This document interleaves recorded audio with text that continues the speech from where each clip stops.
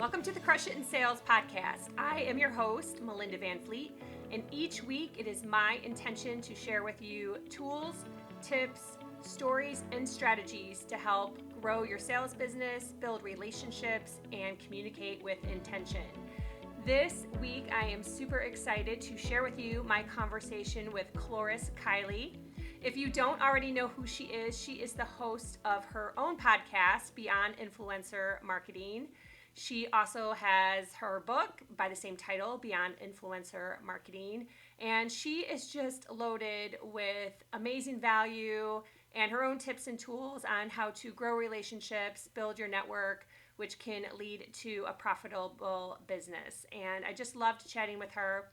We talked about everything from her book to her summit that she just hosted about a month ago, and I have watched her summit, which is fabulous. I highly recommend. We talk about adding value, we talk about stacking value, we talk about mindset, and we talk about her career path and journey. So I hope you love it. As always, I appreciate if you share with a friend, family member, or coworker, and let me know what you think. Thanks in advance for listening. Hey, Cloris, welcome to the Crush It in Sales podcast. How are you? I'm doing great, Melinda. Happy to be here. Oh my gosh, I'm so excited to have you on. I feel like this has been something we've been talking about, and I've been talking with you, virtually over emails for quite a long time. So the day is finally here, and I'm very excited. Thanks. No, I'm excited too. Yeah, it's interesting because there's nothing like putting minds together, ideas together, to really inspire people. So yeah, that's what I'm all about. Yeah. And the reason why, that I really wanted you on the podcast is to share how many great ideas you have. It's amazing. Even today, the email you sent out about, connecting people was just brilliant. And I'm always dazzled, and I wanted to share that with my audience. So you have some really cool ideas. So let's kick it off. And if you want to tell my audience a little bit about your background, and especially I love hearing how you kind of pivoted your business into what it is now, Beyond Influencer Marketing. Yeah, I got started in the corporate world, and my vision, I guess, was to just go up the ladder and, of course, retire, the typical path. But I ended up starting my own business when things in my department back then just didn't work out the way I wanted them to work out. I said, I'm just going to leave this company, find a new job. So while I was looking for that job, I actually started an offline business. It was a academic coaching business. So I would help college students and high school students to go to that next level. I would do test prep, essay editing, and just coaching on how to navigate the changes. So it was great. The business grew. I hired a roster of tutors. It was wonderful, right? But of course, you know how it is. Life happens, and then you become inspired. I think every time you have a challenge, those challenges inspire you to make that next move. So I was going through a tough time in my life. My marriage had ended. And what I wanted to do, I said, was my goal now to inspire women to be empowered and to really reveal their magnificence no matter what. So that's when I said, the way to do this is by writing a book. I wrote a book, published it, and then basically to promote that book. And I would say early on, I didn't understand what it took to really get your message out and to share it with people. I thought, the book will be out, everybody will find it, I'm going to change lives. But of course, soon I realized that it wasn't that easy. So I found myself just working like 14-hour days because I still had my other business. So I was trying to promote this book. I had a radio show. I would broadcast every day. It was a live show, and post articles on my blog.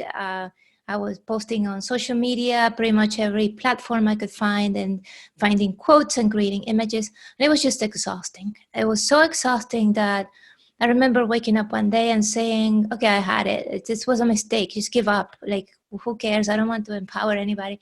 So that's where you don't want to end up when you get burned out.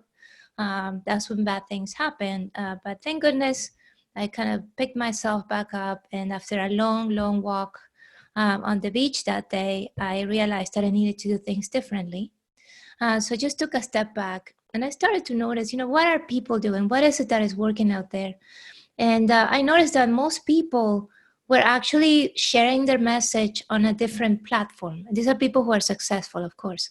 So not just trying to share different messages with your same audience and hoping that somehow people will find you, but sharing a core message with different audiences, those audiences, of course, made of ideal listeners or readers for you.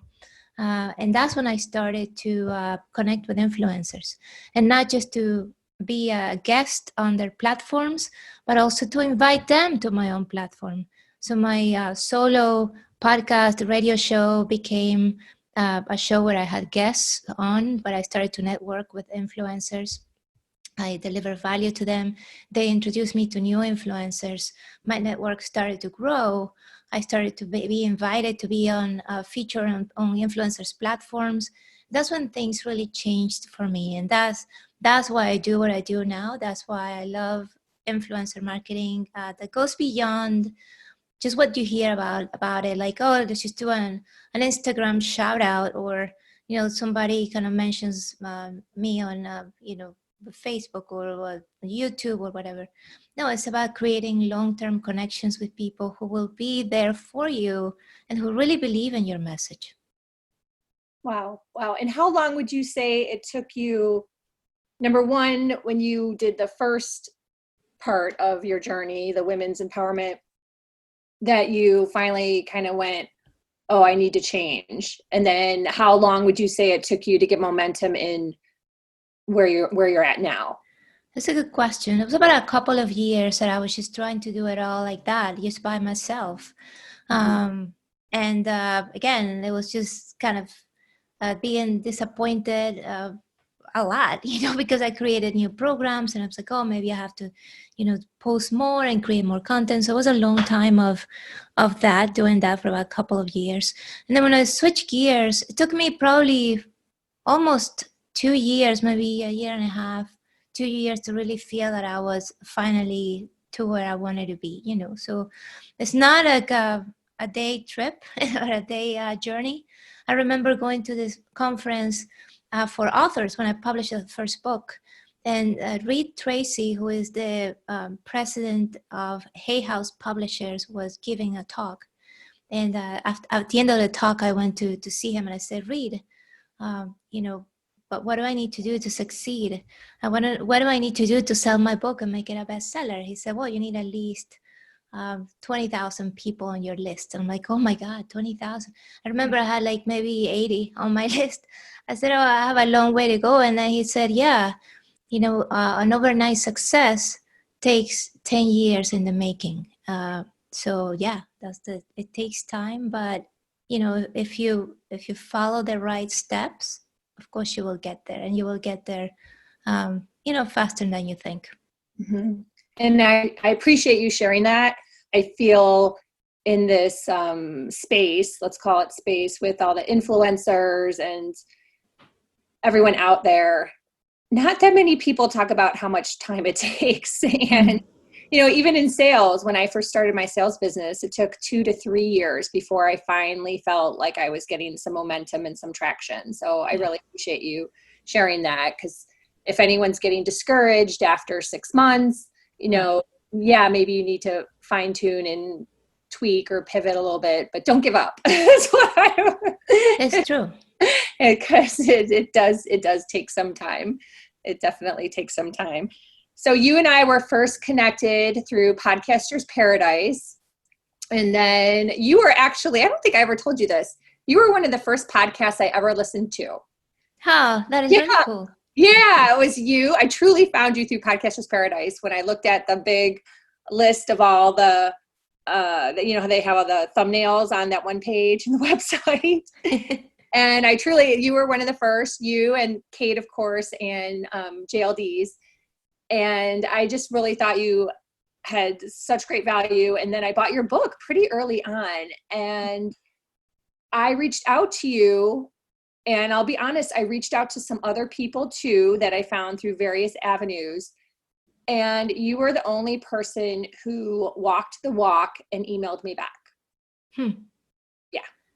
And it really stuck with me. And, it's something that Ryan and I really try to be, is just truly genuine and authentic. And I just thought you were too. And I never shared that with you. So I thought I'd share that with you on my podcast. Well, that's so nice. I mean, that's something that actually John Lee Dumas that he has on his side. And I think that's why he's grown such a loyal community. Because you email him, he'll email you back. Even if it's 2 words, he will. Yep. And it's him. It's not a virtual assistant handling his email. It's him. So I really value that, and I resonate with that. So yeah, thanks for sharing that, Melinda. Yeah, no, you're welcome. You're welcome. So you recently had a massive summit. Oh my God. I am still blown away. To be honest, I'm 2/3 of the way through it because I couldn't do it live. So I've been watching the recordings, and I have learned so much. And when I was sitting here, just, getting my thoughts together in regards to our podcast interview today, I was reviewing all the notes because I counted 10 pages of notes I took. Yeah. That's awesome. Yeah, seriously. And I was like, oh yeah, that's great. Which is why I take notes, because I love to go back and be like, oh yeah, I'm not going to say I'm some memory genius that I remember everything.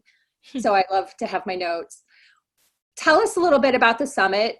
I would love to hear what went into putting that together, because it is very impressive, and maybe some things you yourself learned from. Yeah, I mean, the summit was just a huge learning experience too. And if you're listening and thinking about doing your own summit, I highly recommend it as a way to connect with influencers. I mean, most of the people who were on my summit, I had already met through my podcast. Another great way to connect with influencers. But even if you have never met these people, as long as you explain why they are a valuable asset for the summit, like why their message is so important to share with your audience, people will say yes. So I think that's for me, the main takeaway is the summit allows you to build deeper connections with influencers, because these podcast guests, yes, I had them on my show. It was great. But after having been on the summit, I feel like our connection is a lot deeper, and we can now find even higher forms of collaboration, that being joint venture partnerships, or even doing programs together. So that's what happens when you do a summit. I would say it is a lot of work, a lot of logistics. So you have to make sure that you have the right support, or at least give yourself enough time so you can get it all done. I would say it was fantastic just to get people's feedback and appreciation about the content. So that's another thing that I will always cherish. But if you're going to do a summit, definitely give yourself enough time. Make sure that you have a really focused content. There's a lot of, there are a lot of summits out there that are just so broad that don't really resonate with people.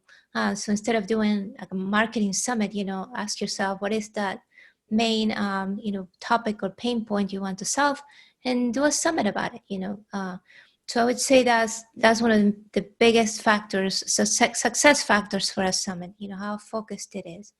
And then of course, the quality of the speakers, and you, Melinda, as a podcast host, and me, we have experience interviewing people. But if you don't, definitely have to get that experience, because of the I guess the interviewer and then interviewee are what make a really valuable session. So if one of the sides is not working right, then people will just not watch the video. Basically, they will just leave. Yeah. No. And how long did it take you to put it together, start to finish? Well, I started in end of August of 2019 with the concept, the strategy, interviewing people at that time, because this was a recorded summit, pre-recorded. There are summits that are live, and some people really love them. I just feel that there are too many unknowns, and I feel like, if something happens at the last minute, then you don't deliver the quality event that you promised. But anyway, so I recorded all the interviews probably September, and then the rest of about 3 months or so, just putting all the final details together with the technology, the websites, the affiliate system, email. I think the biggest part of all is just the email sequences that go out, because there's one email sequence you have to create to invite people to your summit, then another email sequence for your speakers and affiliates to promote the summit, another email sequence for people who sign up for the summit, and then during the summit, and also to promote the actual VIP All Access Pass, which is a way for people to get the recordings, plus another set of emails for people who sign up for the VIP Pass. So in my mind, like that's the biggest part, because you really have to be persuasive and engaging with your marketing, your email marketing. So I would say that's the biggest part. It took the most time, believe it or not. I enjoyed the interviews the most, just because then you're creating those connections, and that's not so bad. But yeah, to get ready to write a lot of emails. I didn't even think of all that. I definitely thought of the amount of time for the interviews, the planning, and then all the I would say show notes, just from the podcasting world. Anyone listening to podcasts understands what show notes are.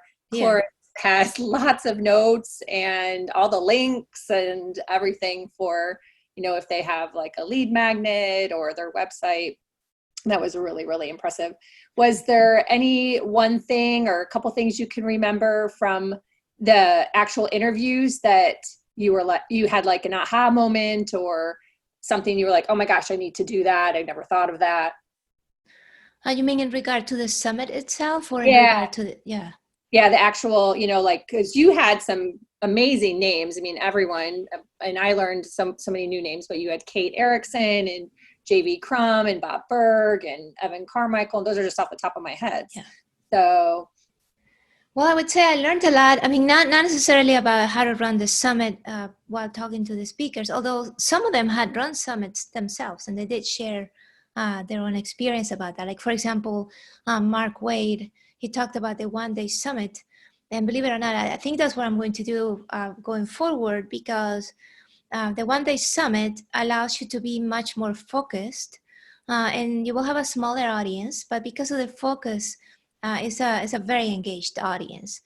So it doesn't mean that you have to have a one-day event. It could be like a 2-day or 3-day event, and you can still call it one-day summit just because of the focus of it.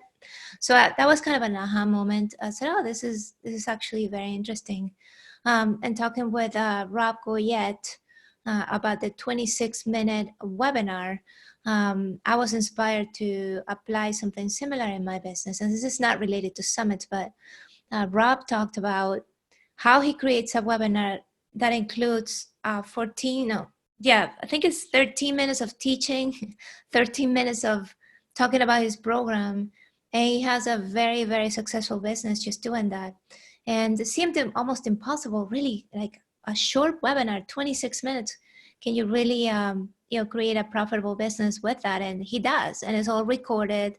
And I've been to his webinars, and they're super high, really high value webinars. So that was another point of inspiration. I would say Bob Berg is always an inspiration, but, he's all about what we should be doing every single day, which is to find ways to support people, find ways to be go-givers, right? Instead of go-takers. So that's his message is something that I always have in mind. And speaking with him is just, it's a big blessing, because I'm reminded of that. Yeah. And how long have you known Bob for? Because I do know that you do have a really nice relationship with him. Yeah, probably a couple of years. First I had Bob on my show. That's how we first connected. And that's, as I said, podcasting, such a great way to deliver value to influencers and to connect with them. And then I think he just resonated with my message a lot. And I remember I was working on something and the phone rang, and it was Bob. And Bob is like, oh, Cloris, I'm calling because I would love to have you on my show. He had a Facebook Live show. I said, yeah, sure, I'll be on your show.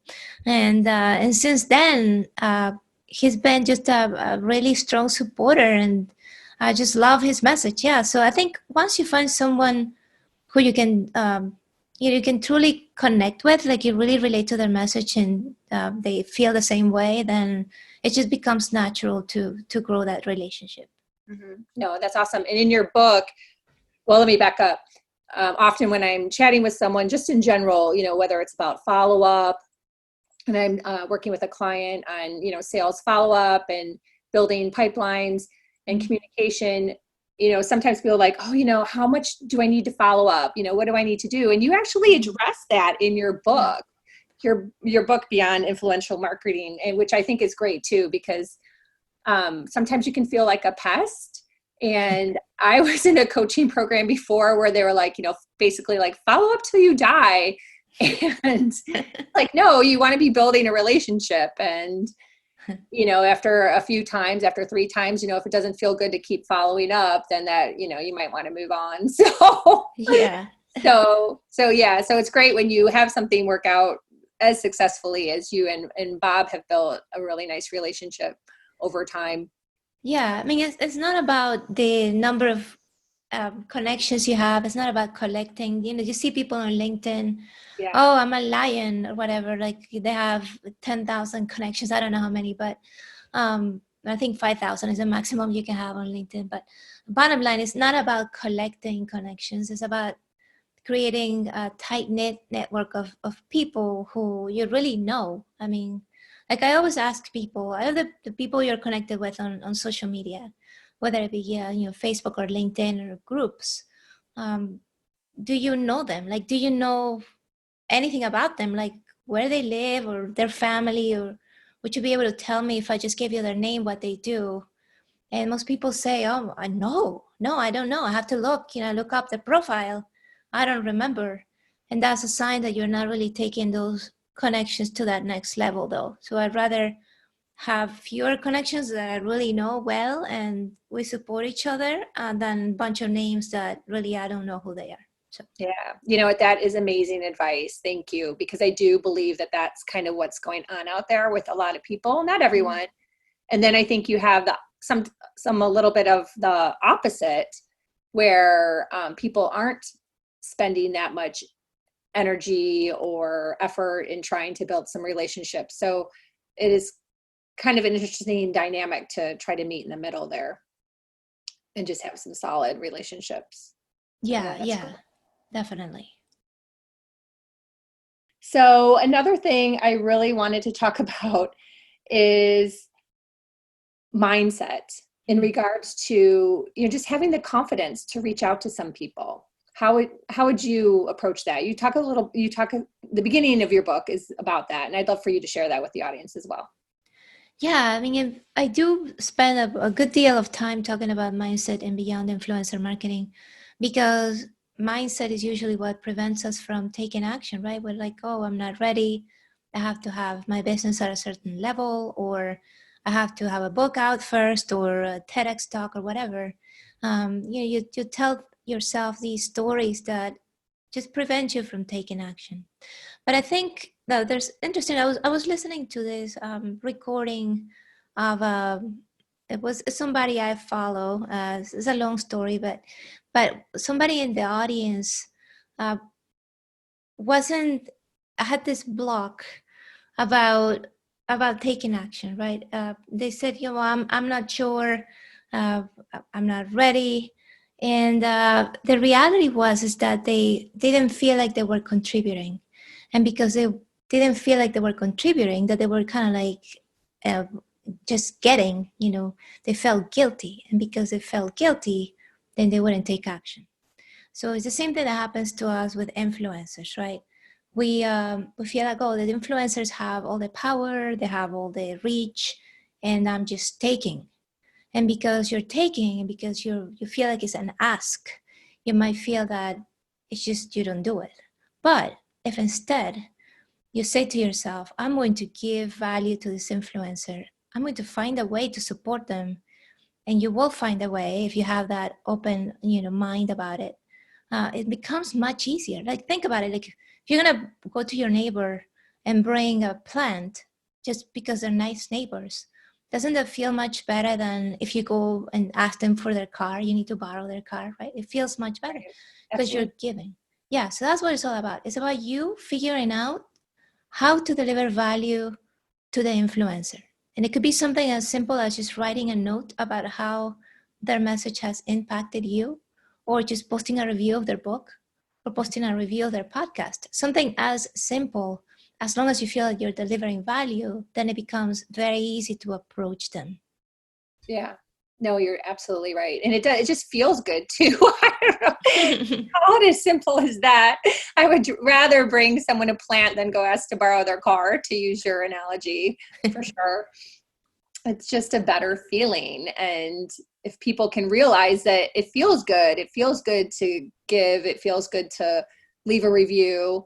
That's, one of the easiest things you can do out there is leave a review, whether it's on LinkedIn or Apple Podcast, or send a nice note. I know my husband, he has a much bigger audience than I do because he's been doing it longer and with his brand. And so he gets lots of nice notes that's just built up over the years. And it's really amazing how it can just brighten his day. And someone probably doesn't even realize how much that means to him. And it really does. So it does mean a lot that way too, Yeah, it's the small details. And then, of course, once you do that, then you find what's next, right? Like, how can you stack value on top of value? Like, for example, if somebody has been on my show, yes, I'm delivering value to them because I'm featuring their message to my audience, right? But what else can I do for them? So I go straight to LinkedIn and write a recommendation about the interview. I just say, I just had this person on my show, was fantastic. Like, I try to find a next step. So as you deliver value to influencers, ask yourself, what else can I do? What else can I do? And, more answers will come to mind, and you will build a solid connection with that person. Absolutely. And I've learned to try to have that mindset. Last year, I kind of was like, I need to just be open to new ideas and ask for more ideas to come to me. And like you just said, you nailed it. The ideas will come. So it's a very cool revelation in learning that, put it out there, and some ideas will come to you. The things will happen, and the wheels will start to turn. That's very cool. So you have so many fun things that you are working on. How can the audience get in touch with you? How can they purchase your summit if they wish to get that? I know you have the VIP pass that people like me had bought and loved. Tell us how they can connect with you. Well, thank you, Melinda. If you want my guide with 15 ways to get noticed by influencers, which will give you great ideas just to get started and to deliver that value, you can go to ClorisKylie.com/influencer. So ClorisKylie.com/influencer. And if you go to ClorisKylie.com, you will see my book, Beyond Influencer Marketing. There's also a link to the summit. It's called the Influencer Now Summit. So you will see a link to access that. So it's all on my website, ClorisKylie.com. So yeah, I'd love to get your feedback on what this means to you, and on what it's like to build those connections that are long lasting and where everybody gets to win. Yes, just get in touch with me. Yeah, awesome. And your podcast. Yes. Fellow podcasters. So people check it out. It's awesome. Yes, the Beyond Influencer Marketing podcast. It'll be there on my website as well, or you can find it at ClorisKylie.com/iTunes. I have the /iTunes just to check it out there. But yeah, great guests. They're all people who have experienced what it's like to build relationships with influencers, but also to be an influencer.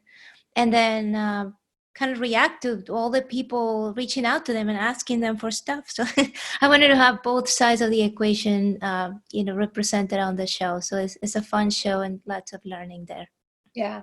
And just for my audience, yes, Cloris has niched herself so well in this influencer space, but to me, it's so much broader because any of these tips you can adapt for whatever type of relationship you're trying to build. So whether it's a sales client relationship, whether it's just your neighbor, like the neighbor example, as simple as that. So any of these tools, any of these tips are just so relatable and applicable to any part of your life. And I think that that's just really important too. So I hope people got a lot of value from this podcast and check out your materials as well. That would be awesome. And to close, I would love to know how you came up with your tagline, reveal your magnificence, because I think it's so fun every time you say that. Well, thank you. Yeah, that came up from that first book I wrote, that personal development book. The goal was to help women or people reveal their magnificence, right? And that's what remained in my business as I switched from personal development to business. As I started to focus on influencer marketing, I realized that I still needed to empower people. I still needed to help them reveal their magnificence by sharing their message in a grander way. So it was a perfect move, a perfect transition, and a message that has stayed with me through the years. That's amazing, because it makes me smile every time you say that, because it does. Everyone should aspire to reveal their magnificence. I love it. Thank you. Thank you. Awesome. Well, thank you so much. And everyone, I'll have all the details in the show notes. And I hope you loved this podcast as much as I did. Thanks for listening.